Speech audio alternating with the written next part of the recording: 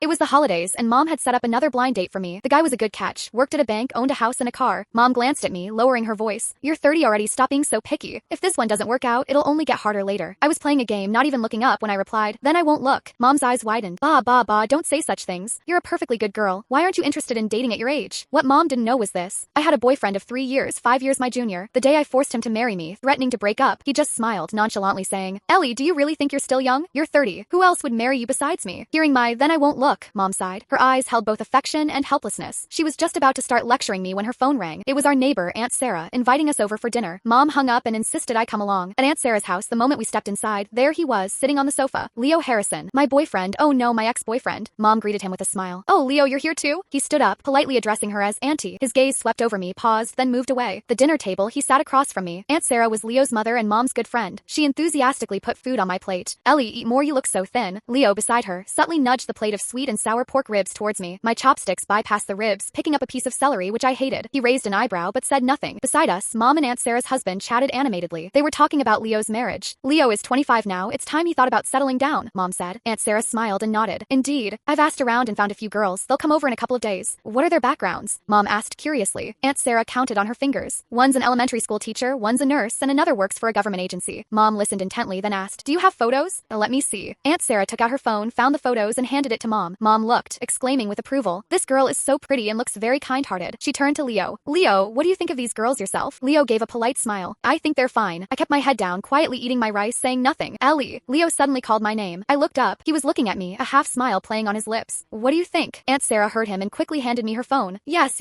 Ellie, you know Leo best. Help him choose. My movements were stiff as I took the phone. In the photos, the girl smiled brightly, looking very gentle. That sweet, virtuous look was definitely a type that older generations would like, and probably the type Leo would like too. Young, pretty, from a good family. Unlike an old woman like me, who was 30. I looked up, meeting his playful gaze. 3 months ago, on the day we broke up at his apartment, I asked him, when will you marry me? He leaned back on the sofa, his voice flat. Are you that desperate to get married? Fine, I can wait on marriage. Then let's go public. Go public about what? Aren't we perfectly fine as we are? My eyes welled up. Then why did you pursue me in the first place? He sighed. Ellie, don't make a scene. I'm not making a scene. I stood up. 3 years. I've been with you for 3 years. When you introduce me to your friends, I'm the older sister. To your family, I'm the neighbor's daughter. Am I so shameful? He frowned. Can't you be reasonable? I never said I wouldn't marry you, it's just not the right time. Then when is the right time? He said nothing. I looked at him, suddenly feeling exhausted. 3 years. Over 1,000 days and nights. He never once acknowledged me in public. If friends asked, he said I was an acquaintance, an older sister. Colleagues asked, he said I was the neighbor's daughter. The 5-year age difference between us was like a thorn stuck between us. Let's break up, I said.